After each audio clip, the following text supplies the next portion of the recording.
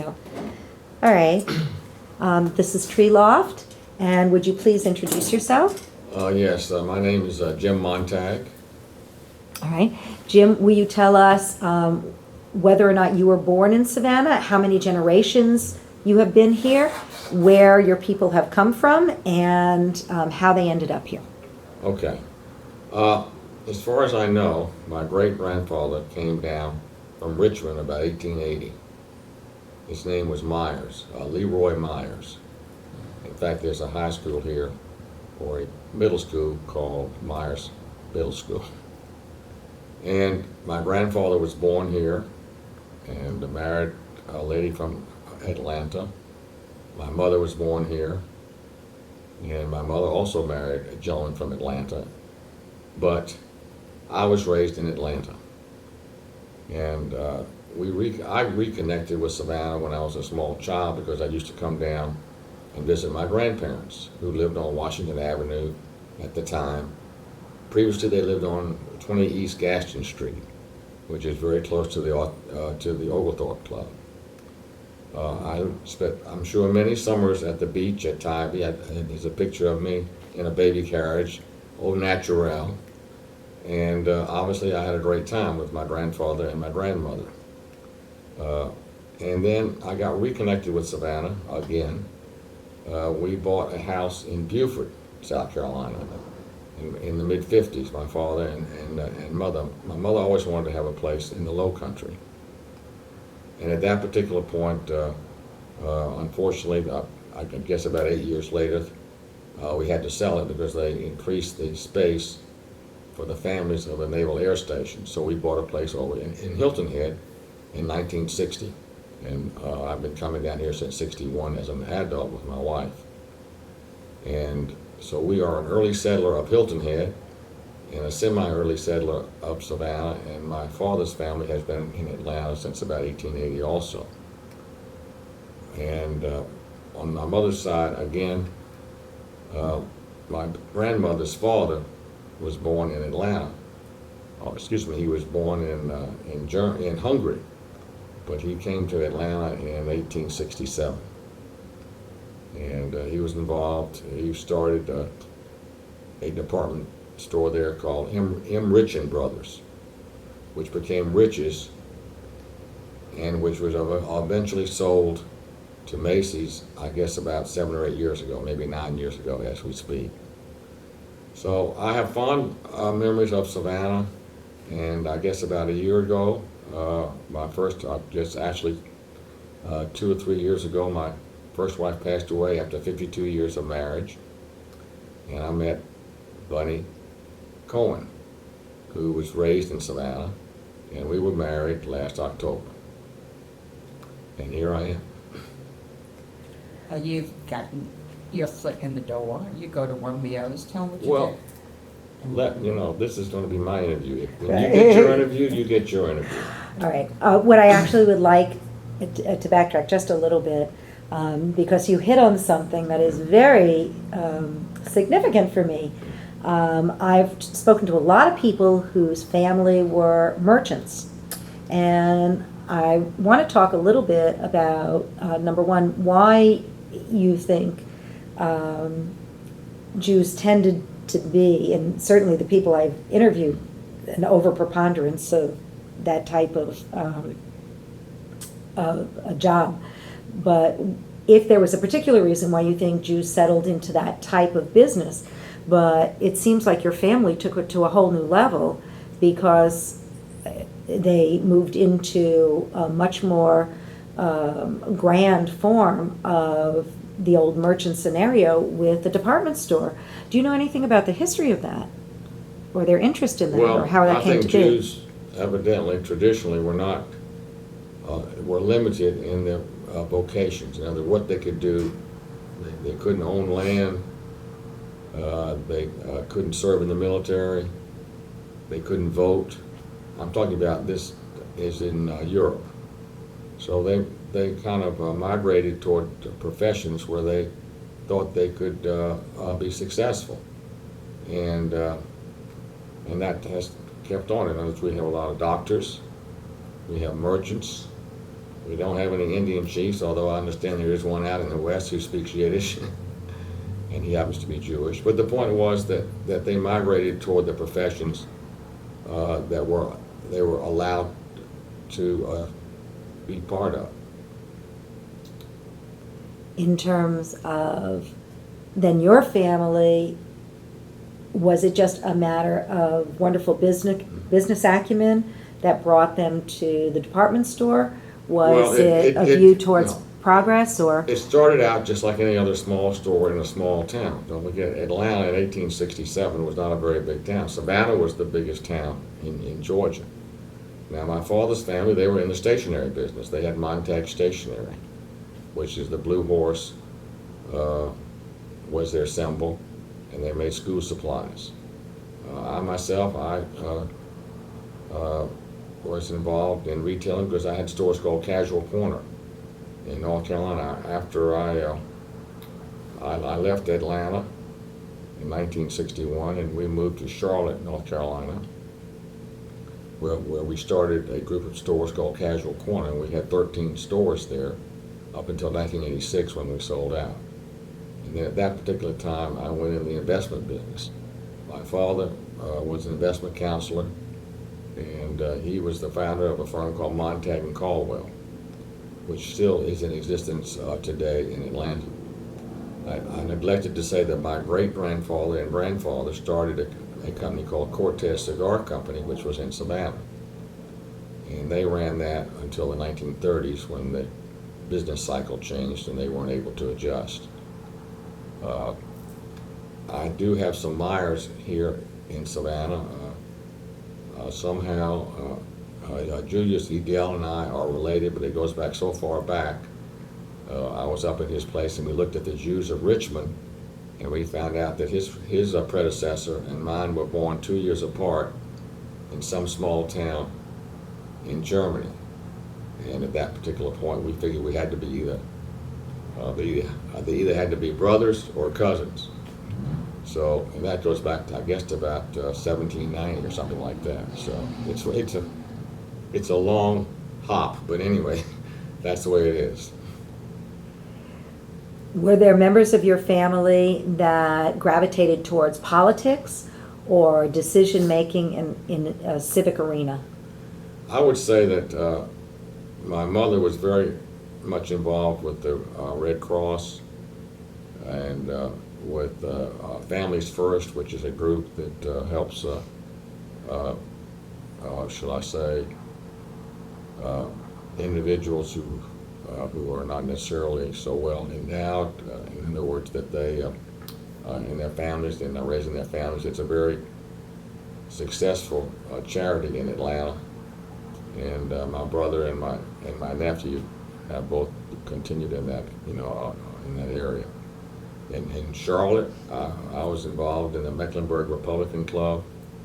I was involved, shall I say, in being a merchant in a large mall. I was president of the Mall Association. I was in the one of the Rotary clubs in Charlotte, where we did a lot of charitable work, throughout the community. I held a position in the Temple Bethel, which was the Reform congregation. I was on the board for many years and served as a vice president until my daughter ended up deciding that we should join the conservative synagogue. So I switched over there, and at Temple Israel, I attended that. I have two wonderful granddaughters. I have my daughter is married and lives in Charlotte. I have a son who lives in Boston. In fact, we were up just visiting him. And that's my immediate family. My brother has 4 children, and he and his wife live in Atlanta. Is there something about the South, or being Jewish in the South, that intrigues you, or that has added a dimension to your life that you feel that maybe you couldn't have gotten anywhere else? Well, being Jewish in Atlanta, and I guess also in Savannah, gives you a different perspective. I was raised with about 6 other families who had children. I guess about 3 or 4 of them had children exactly at my age. Unfortunately, 2 of them have passed away, but I'm still very close to these people, even though I haven't lived in Atlanta for, well, since 1960. So I was in their weddings. One of them now lives in New York, was involved with Driving Miss Daisy, was the author of Driving Miss Daisy. The other one is now president of the Bremen Museum in Atlanta, which is the Jewish museum. So we were very close growing up, and we've continued to be friends all through our lives. I would guess the best thing that I could say about growing up Jewish in Atlanta is that I didn't have to go to church. And we were not a very religious family, but we did maintain our Jewish heritage and our Jewish feeling. And we gave, to a lot of Jewish charities. And my father was an officer in the temple in Atlanta, because I attended the temple. Of course, I was very upset when they had the bombing. Obviously, I was not there. Rabbi Rothschild married me in the temple. My first wife was from Louisville, Kentucky, and she had a similar type German Jewish background. Her family had been in Louisville for many years, and her grandfather was from Rome, Georgia, which was interesting. He came over from Alsace-Lorraine. So anyway, I guess being Jewish was not necessarily a good thing. Since I went to a Catholic school, and one of the first things that I learned was to listen. And I was a good student, and at that particular point, if ever there was a fight on the playground, and this was somewhat of an upper income school. The folks were from all over, but I think they were mostly from upper income, families. The worst thing they could call each other was a nigger Jew. So, as I said, I kept very quiet, and I didn't wear my religion on my sleeve, and I just continued on and concentrated on the good things in life. Everyone I've spoken to has, even if they don't think it's a story of Yeah. anti-Semitism, a story of anti-Semitism, and in some way it has helped shape who they are. In terms of Jews and race relations, or Jews and minority relations, do you think that your exposure to that type of taunting when you were younger in any way impacted your ideas as an adult about civil rights or race or minority relations? Well, since I was born in Atlanta, and both my parents were born in the South, separate washrooms, separate drinking fountains, and I just accepted what was there. Didn't really think about it as a child. My parents were very solicitous to black people. We had, obviously, we had some folks that had been in our family for many years. In fact, Ella raised me, and I still get sentimental when I think about her. So we had good relationships, but it was a different time. It was not an equal. And as I think about it now, it was not a business relationship. It was a family relationship. And I guess the white people were basically the adults, and the servants, or the black people that I came in contact with, were very polite, and they did what they were asked to do, and we treated them well. So it was not, it was a different relationship. As today, it's a business relationship. It's a more of an economic competition. Then there was no way that they could compete. They didn't have the education, although their children and grandchildren became teachers, and and of course went on to be successful in their own right. At least the ones that I dealt with. What about Jewish education? Where did you go to receive it? Was it formal? You mentioned that your family was not particularly religious. Did they teach you at home? Or what lessons did you learn about Judaism from your parents and your relatives that maybe you weren't able to get in school?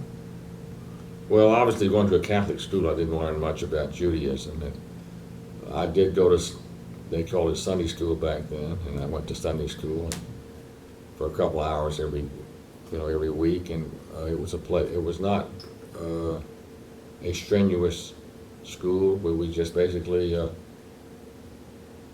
tried to pass the time and not make too much trouble. I would say that that was my only, or shall I say, that was my main part of my education, as far as Jewish education. And then I went away to boarding school at 14, and I wasn't confirmed or bar mitzvah. They didn't have bar mitzvahs back then at the temple. I would say that I went to a classical reform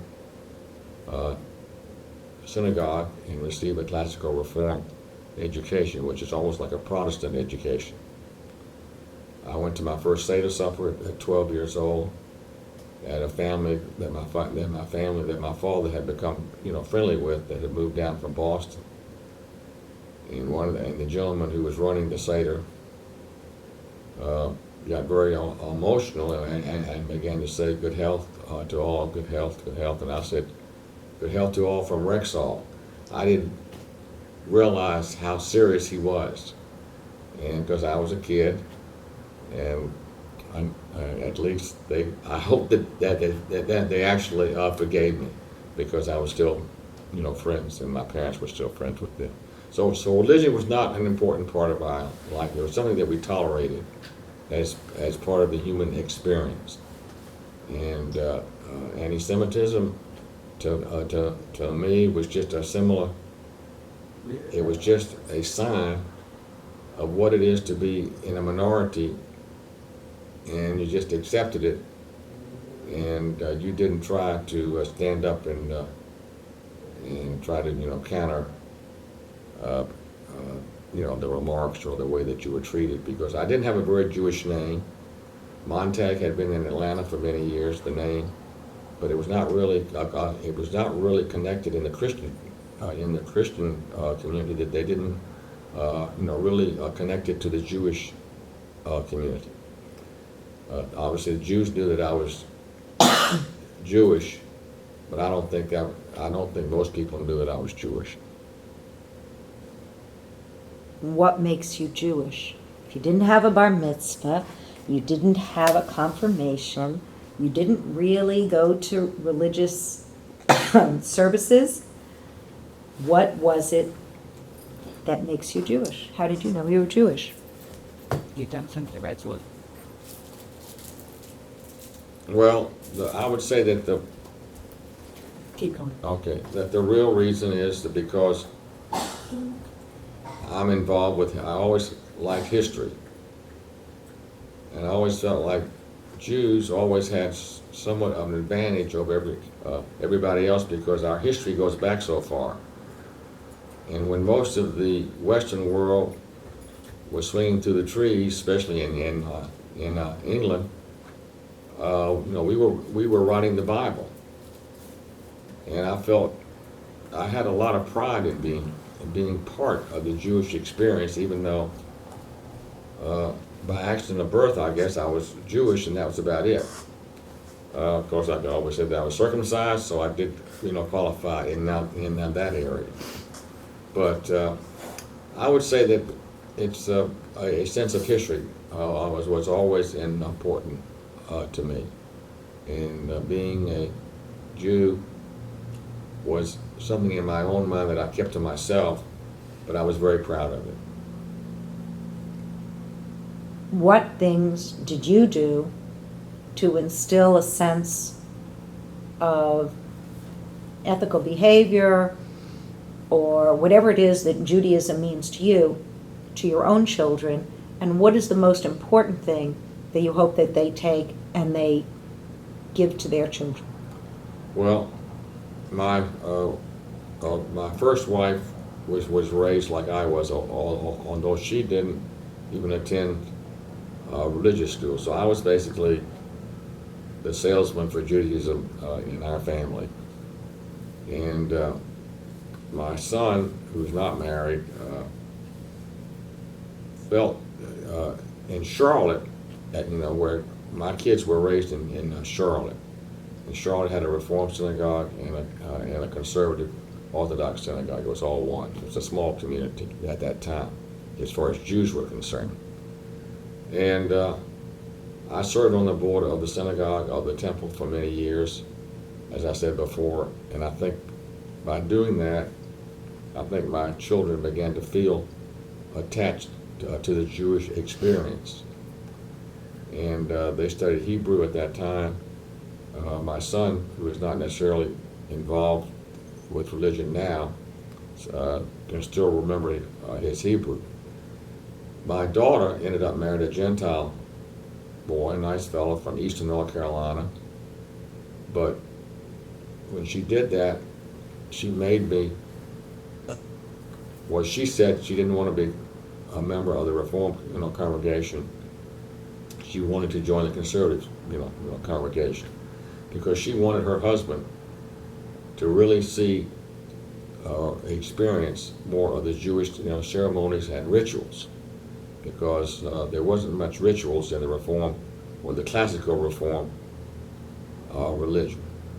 So both of my granddaughters have been bat mitzvahed, and I thought that was interesting, since my son-in-law was raised Baptist, although his grandfather, we found out later, or great-grandfather, I don't know which one, was Jewish and married a Gentile, and obviously their children were raised Gentile. So I guess they got the feeling of oneness, of uniqueness, of special, of being special, because they continue in the Jewish, in the Jewish tradition, much more so than I ever did as an adult. Let's bring this home to Savannah. Okay. What is your best or your strongest Savannah memory that impacted your life going forward? Well, I would say that I used to come down, and my grandparents at that time lived at 609 Washington Avenue, which is right down from the old Savannah High School. And I guess going swimming at Tybee with my grandfather, going to a local, I guess it was a takeout place called the Triple X, which was in the 40s and the 50s. It was on Victory Drive. I always thought it was special to come to Savannah, because it was a different atmosphere. It was I would say that there was a lot less pressure in Savannah, because I was with my grandparents. My mother, who was raised here and went to Pape School, which became Savannah Country Day, and he went off to college in the East. She really, unfortunately, Savannah, and I don't know what it was like when she was growing up, but I don't think she really enjoyed being part of the community in Savannah. She liked Atlanta a lot more, because her grandparents lived in Atlanta, and she couldn't wait to leave Savannah. I guess about 1930, and I was born in 1936. So, but I had a great time in Savannah, and I enjoyed it, and I was fortunate to find a wonderful lady here who was from Savannah who wouldn't leave. I tried to get her to move to Hilton Head, but she wouldn't do it. So I'm spending a lot of time here and about 20% of my time in Hilton Head. Just two more questions. Okay. One is, how does the Hilton Head Jewish community differ, in your mind, to the Savannah, either in terms of the way they developed or the richness of the community? And I don't mean that by money. I understand. And is there anything that we didn't talk about that you'd like to mention? Well, the first question is that the Hilton Head, congregation has grown a lot in the last, I guess, 15 years. I was one of the, I contributed, to its being, when they first got it started, and worked, I guess about 25 years ago. Even though I wasn't living there, I would come back and forth. I had a house there, or a townhouse there, and would come, with my wife and my kids. And my wife's sister ended up, living there, but she had kids also all about the same age, and they would spend the summer there.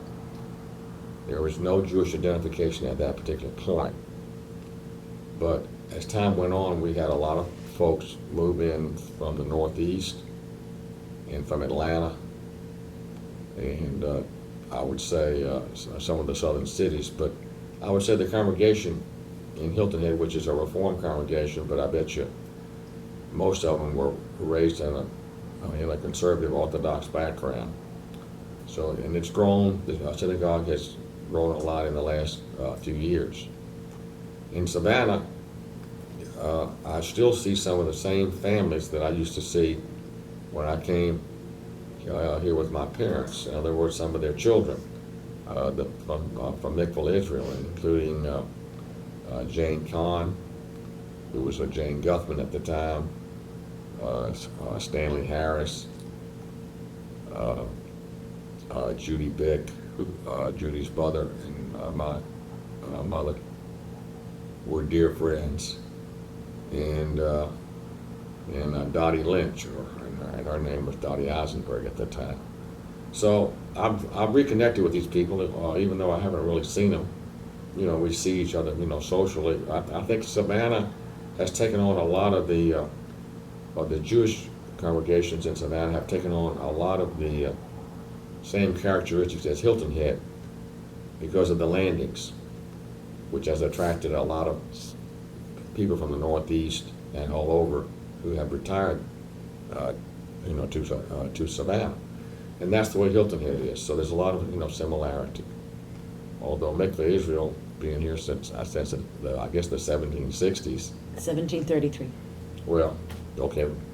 Anyway, the point was that the building has not been here that long, but it has the same.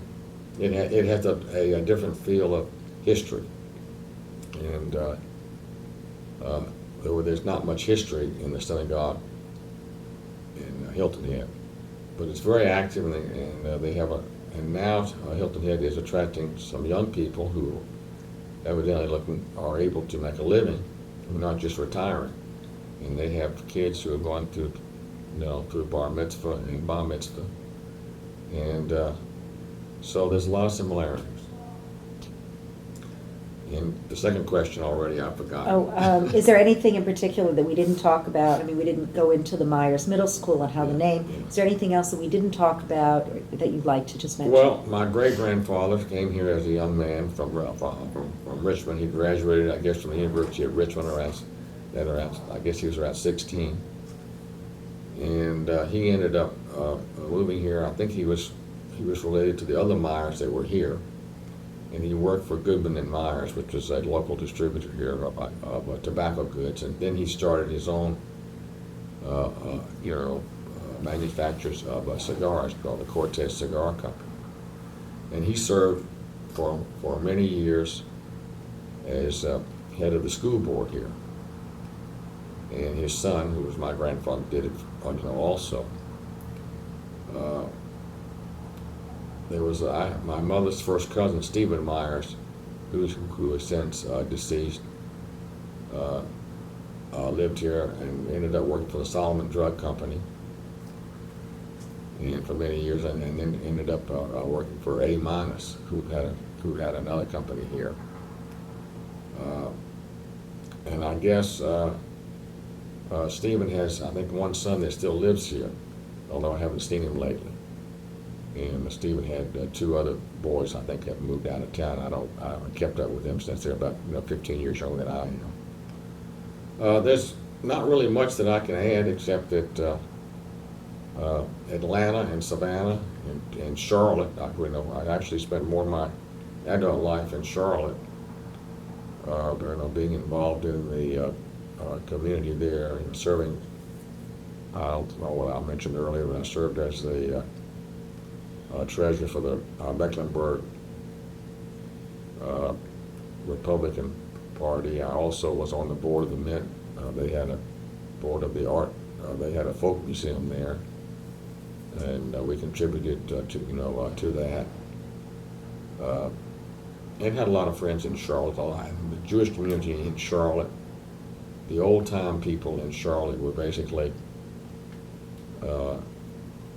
members of the conservative synagogue, and most of the other people who were just passing through, who got jobs in Charlotte, were members of the Reform synagogue. So, but they were all friends, and I still see them when I go to Charlotte, and so I feel very fortunate that I was able to live in 4 different communities: Savannah, Atlanta, Charleston, and Hilton Head. We're in Hilton Head for, I guess, about 6 or 7 years, and I have friends all over, and I feel very fortunate. Thank you very much for the interview. Okay. It's very good.